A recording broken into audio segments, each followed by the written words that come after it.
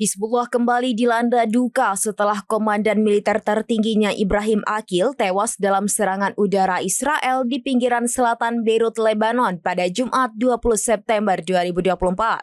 Kematian Aqil telah dikonfirmasi langsung oleh Hizbullah pada Jumat malam.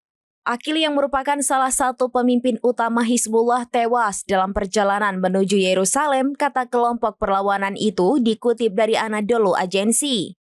Tewasnya Aqil di Yerusalem sekali lagi menegaskan dukungan Lebanon terhadap perlawanan Palestina dalam menghadapi serangan Israel di jalur Gaza.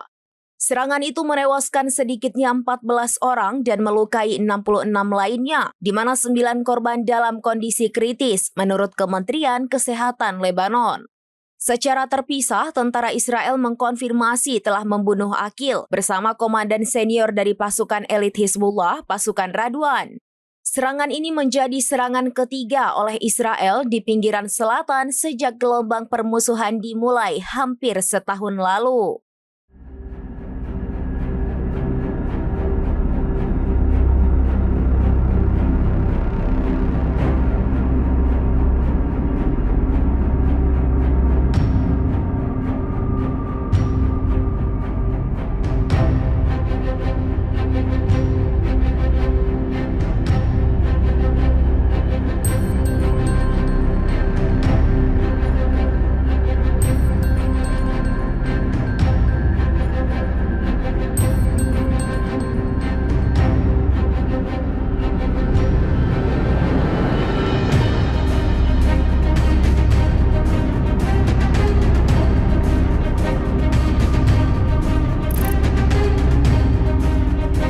Download Tribun X sekarang, menghadirkan lokal menjadi Indonesia.